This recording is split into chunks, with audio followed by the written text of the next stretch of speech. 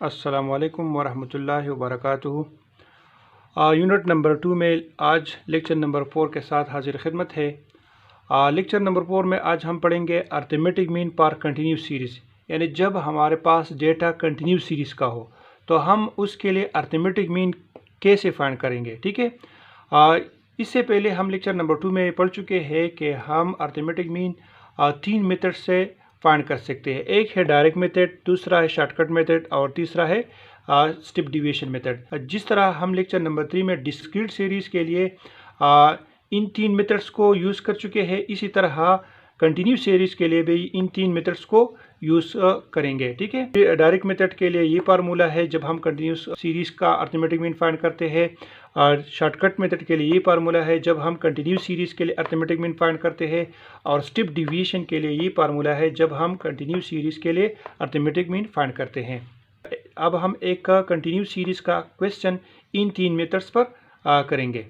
जब हमारे पास data continuous series का हो और हमने उस डेटा का अर्थमेटिक मीन फाइंड करना हो, तो हम arithmetic mean direct method, shortcut method और स्टेप डिविएशन मेथड के मदद से फाइंड कर सकते हैं। एक ही क्वेश्चन है, इन तीनों मेथड्स पर करते हैं।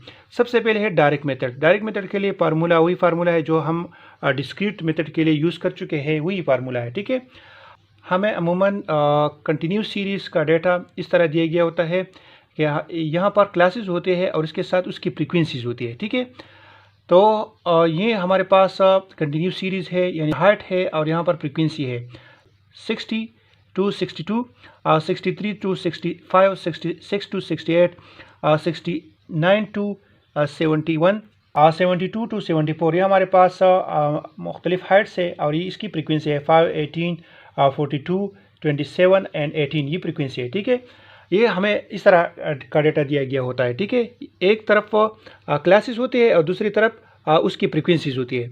हमने क्या करना है, यहाँ पर देखिए यह फार्मूला में है f/x, यहाँ पर हम x नहीं दिया गया होगा। ठीक है, तो हम क्या करेंगे, हम यहाँ से x को फाइंड करेंगे। और x कैसे फाइंड करेंगे, मिड फाइंड की मदद से। मिड फाइंड आप लोग ऑलरेडी पढ़ चुके हैं, तो मिड फाइंड किस तरह फाइंड करेंगे, इन दोनों का सम लेंगे और फिर 2 पर डिवाइड करेंगे, यानी 60 + 62 डिवाइड बाई 2, इसे आता है 61। इसी तरह 63 + 65 डिवाइड बाई 2, इसे आता है 64।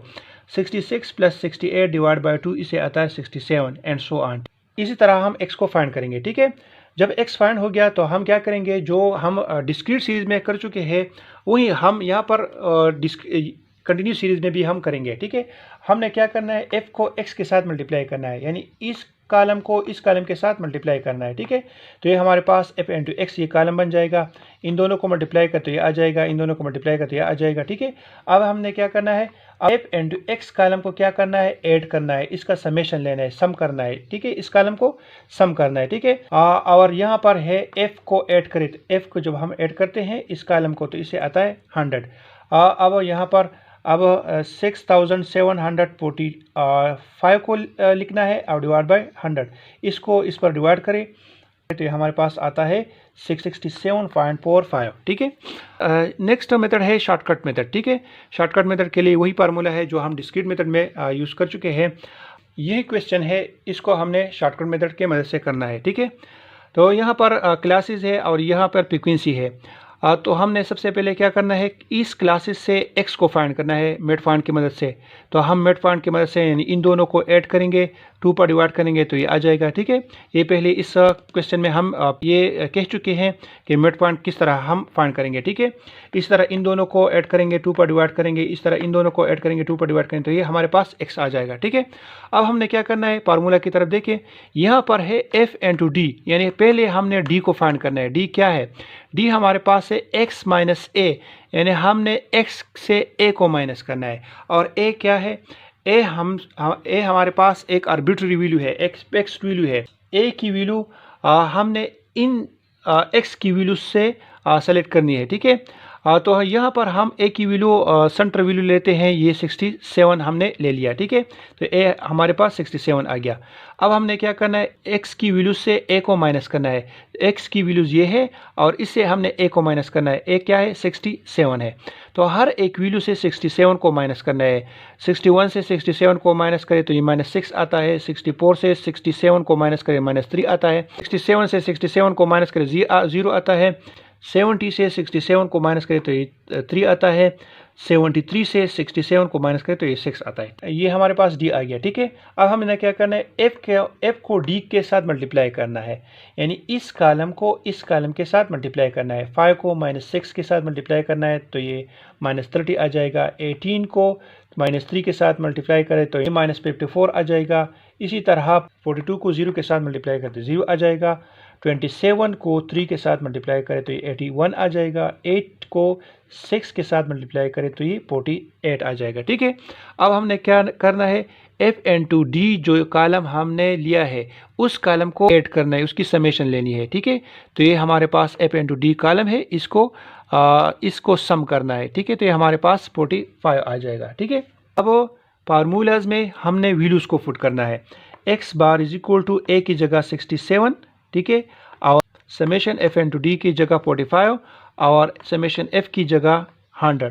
67 के साथ 0.45 को ऐड करें तो हमारे पास 67.45 आ जाएगा, ठीक है।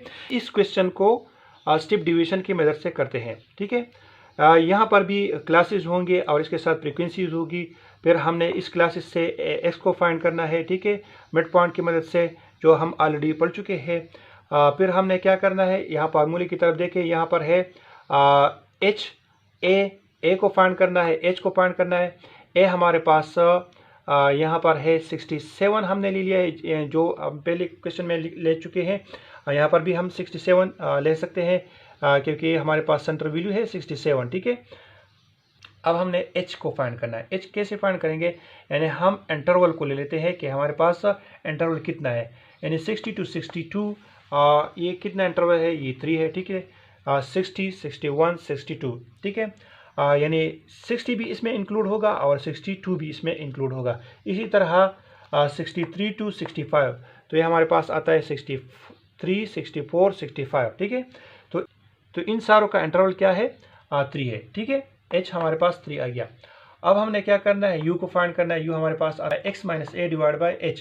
तो सबसे पहले हमने x माइनस ए को फाइंड करना है। x माइनस ए यानी हर एक वैल्यू से a को माइनस करना है, यानी इससे भी 67 को माइनस करना है, इससे भी 67 को माइनस करना है, इससे भी 67 को माइनस करना है, हर एक वैल्यू से 67 को माइनस करना है। हमारे पास x माइनस ए जाएगा, ठीक है। फिर हमने क्या करना है, h पर इसको डिवाइड करना है, यानी x माइनस ए को h पर डिवाइड करना है। और h हमारे पास क्या है, 3 है, यानी इसको 3 पर डिवाइड करें तो -2 आ जाएगा, इसको 3 पर डिवाइड करें -1 आ जाएगा, इसको 3 पर डिवाइड करें 0 आ जाएगा, इसको 3 पर डिवाइड करें 1 आ जाएगा, इसको 3 पर डिवाइड करें तो ये 2 आ जाएगा, ठीक है।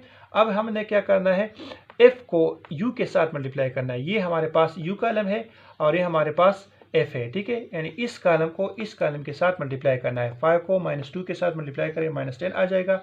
18 को -1 के साथ मल्टीप्लाई करें -18 आ जाएगा। 42 को 0 के साथ मल्टीप्लाई करें 0 आ जाएगा। इसी तरह 27 को 1 के साथ मल्टीप्लाई करें 27 आ जाएगा। 8 को 2 के साथ मल्टीप्लाई करें तो इससे आता है 16, ठीक है। अब ये कहते हैं कि f इंटू यू जो कॉलम आपने फाइंड किया है उसको आपने समेशन करना है, उसका हमने सम करना है, उसको ऐड करना है, ठीक है। तो इस कॉलम को ऐड करें तो ये हमारे पास 15 आ जाएगा। और इसी तरह f को ऐड करें, f के कॉलम को ऐड करें तो ये हमारे पास 100 आ जाएगा। अब हमने क्या करना है, वैल्यूज को पुट करना है। x bar is equal to a की जगह 67 प्लस समेशन एफ यू की जगह यहाँ पर लिख लेते हैं 15 और समेशन f की जगह और h की जगह 3, ठीक है। अब ये 67 अपनी जगह पर और इसकी कैलकुलेशन जब हम करें तो ये 0.45 आ जाएगा, ठीक है। अब 67 के साथ 0.45 को ऐड करें तो हमारे पास 67.45 आ जाएगा। तो तीनों से आंसर क्या आ गया, सेम आ गया। कंटिन्यू सीरीज समझ में आ गई, ठीक है। तो ये थे आज का लेक्चर जो कंटिन्यूस सीरीज के लिए हमने arithmetic mean, direct method, shortcut method और स्टेप डिवीजन मेथड के मदद से अर्थमेटिक मीन को फाइंड किया, ठीक है।